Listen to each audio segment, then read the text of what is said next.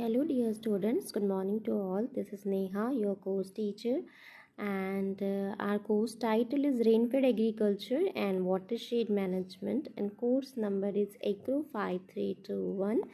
So our today's topic is the management of crops in rain-fed areas. Okay, so today we will discuss about the how we can manage the crop in rain-fed areas or dryland areas. Okay, so let us see. So we have some management practices for the rain-fed area. Under rain-fed area condition, we have to do like efficient cropping system, choice of crops and cultivars and crop substitution, land preparation, early sowing of crops in the season, then the planting pattern and planting densities, we can say the plant population also, then the managing soil crust problems, then the minimize evaporation losses.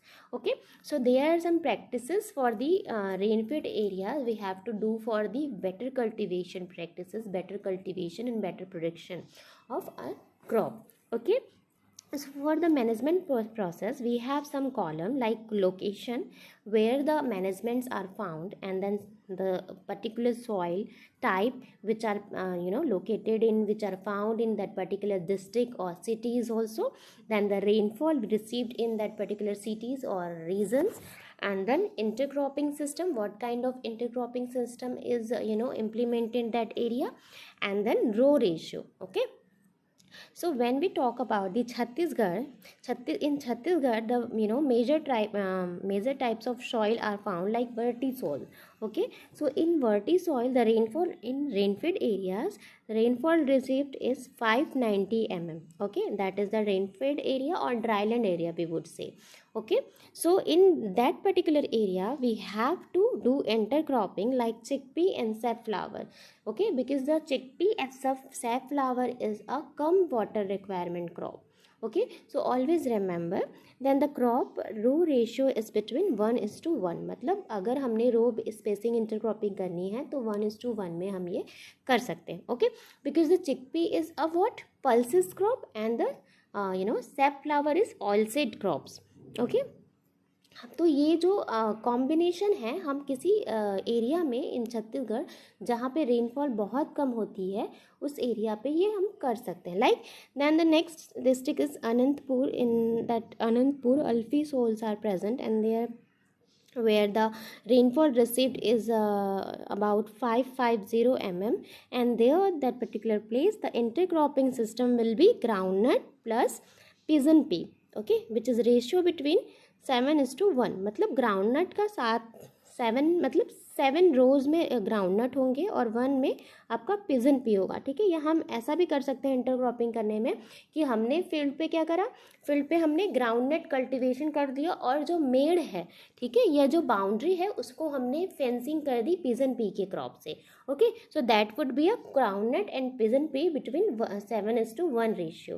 Okay, then when we talk about the Maharashtra, so in Maharashtra, and that in Akola region, in Akola region we have found the vertisoil again, and then the rainfall received in that area is 825 mm, and then sorghum and pigeon pea are intercropping between 2:1 ratio.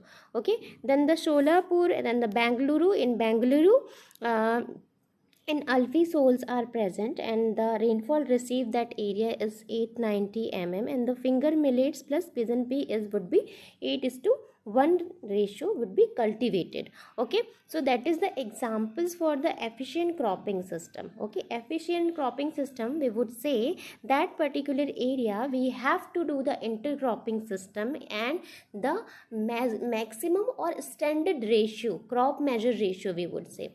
Okay, so moving on the next slide, which is the second column, which is the for the potential cropping system. Okay, so every time question has been asked what is the potential cropping system, so we have to know about that.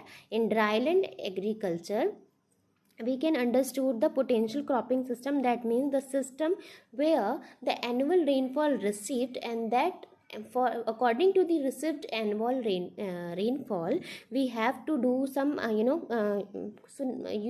some cropping pattern or cropping system, we would say. Okay, according to the season, we would say, according to the water availability. Okay, that process or that cultivation practices, we can say the potential cropping system in dryland areas. Okay, so again we have 4 columns. So for the first column we have the annual rainfall, then the soil types, then water availability in days, and the potential suggested. Okay, so in annual rainfall is about, the first column is 350 to 600 mm. The soil types are the alphy soil. So in alphy soil, less than 140 days water availability is. So in that availability of water, we would say we have to do some single cropping, single crop like kharif crop. ठीक है, जहाँ पे 140 दिन से कम मतलब पानी की उपलब्धता बनी होती है, वाटर की उपलब्धता बनी होती है, वहाँ पे हम सिंगल खरीफ क्रॉप ले सकते हैं. ठीक है, वैसे ही हम सिमिलरली एरिड सॉइल में मोर देन 140 डेज होता है, जहाँ पे हम इधर सिंगल क्रॉपिंग और खरीफ और रबी क्रॉपिंग भी हम ले सकते हैं. ठीक है, क्योंकि सॉइल डिफरेंट है, राइट. सो हम कह सकते हैं कि as compare to arid soil is more moisture, जिसकी मॉइस्चर होल्डिंग कैपेसिटी होती है वो which is more than as compared to alphy soil. Okay, then we talk about the verti soil. Also again water availability is like in less than 140 days, and that particular area we have to do like single rabi crop. ठीक है, जहाँ हम single rabi crop ले सकते हैं. Then we talk about the 600, which place where the rainfall received is like 600 to 750 mm. That area there are some soils like alphy soil, verti soil, and anti soil, and then the water availability in day is 140 to 210. Okay, and that area we would say the double cropping with sufficient moisture conservation practices or intercropping. Okay, moisture conservation practices like we will do like vegetative cover or grassy crops like lay farming. Okay, so something like that. हमें ऐसा इस तरीके का lay farming हम कर सकते हैं, या vegetatively जो cover रखे हमारे soil को for the water conservation, for the soil conservation, ऐसे crops जो है हम वहाँ पे लगा सकते हैं. इसके अलावा हम intercropping भी ले सकते हैं. ठीक है, तो ये था ऐसा एरिया जहाँ 750 से 900 mm रेनफॉल रिसीव होता है. ठीक है, ऐसे एरिया पे अगर एंटीसोल, वर्टीसोल, अल्फीसोल और इंसेप्टिसोल है, जहाँ पे आपका वाटर अवेलेबिलिटी हम कह सकते हैं कि मोर देन 210 डेज है, मतलब 210 दिन से ज़्यादा है, ऐसे जगह पे हम डबल क्रॉपिंग ले सकते हैं. It would be a kharif and rabi crop, it would be a rabi and जायद crop. It's depend on the locality, it's depend on the demand of crop, और कितनी डिमांड है उनकी, किस क्रॉप की डिमांड है, उसके हिसाब से हम डबल क्रॉपिंग ले सकते हैं. ठीक है, वो डिपेंड करता है. सो double cropping with sufficient moisture conservation and monitoring. ठीक है, देन ऐसा जगह जहाँ मोर देन 900 mm, मतलब जो रेनफेड एरिया से भी अच्छे कंडीशन पे आता है, ऐसे एरिया पे वर्टी सॉइल और इंसेप्टी सॉइल की टाइप्स अगर वहाँ पे प्रेजेंस हो, तो हम मोर देन, वहाँ पे भी वाटर की अवेलेबिलिटी जो होती है आपकी वो मोर देन 210 डेज होती है, और वहाँ पे भी हम डबल क्रॉपिंग, इंटर क्रॉपिंग और अलग अलग क्रॉपिंग सिस्टम अपना सकते हैं. ठीक है, सो हम कह सकते हैं कि जहाँ पे वाटर की अवेलेबिलिटी मोर देन 140 mm है, सॉरी मोर देन 140 डेज है. ओके, सो ऐसे पर्टिकुलर एरिया पे हम डबल क्रॉपिंग ले सकते हैं. तो it would be a depend on the area and locality and crop demand also. Okay, so उसके हिसाब से हम अपना क्रॉपिंग पैटर्न जो है वो ले सकते हैं. Okay, so let us move in the next slide, which is the choice of crops and cultivars and crop substitution. Okay, so crops and varieties for dry land should have following characteristics like plants with erected leaf and stem. ओके, हमें according to the rainfed area के accordingly हमें crop की choice लेनी होती है, क्योंकि वहाँ पे ऑलरेडी मॉइस्चर जो है, वाटर का जो अवेलेबिलिटी है, उपलब्धता है, वो ऑलरेडी बहुत ही लिमिटेड होता है, राइट. सो उसके अकॉर्डिंगली हमें अपने प्लान को एग्जीक्यूट करना होता है according to the area.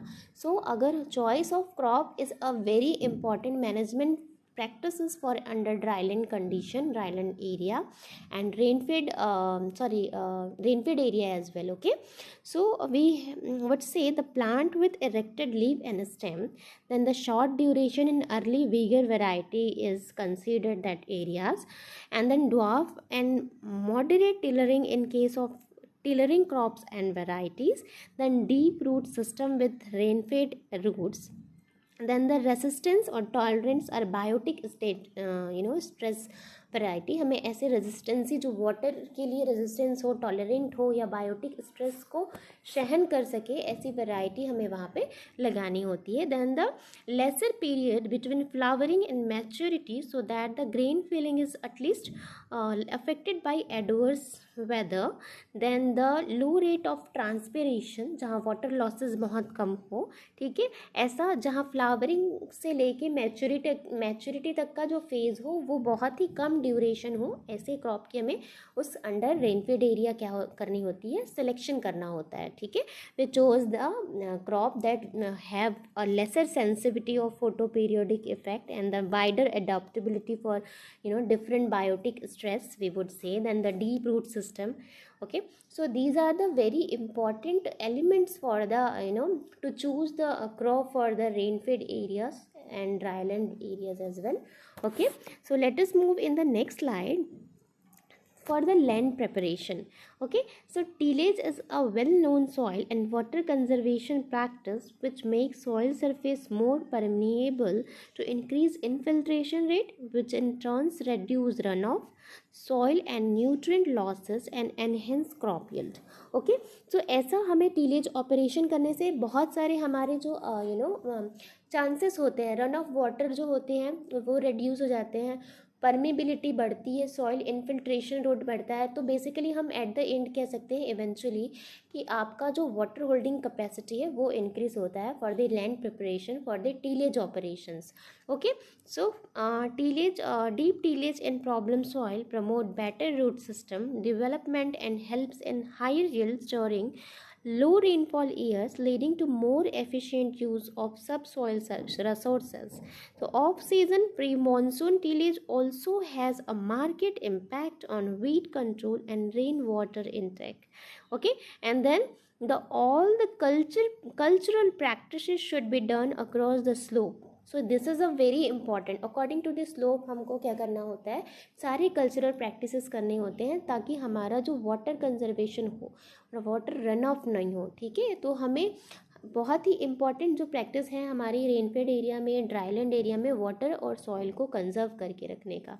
Okay, so its reeds of plough's furrow and its row of crop can act as obstruction to the run of water.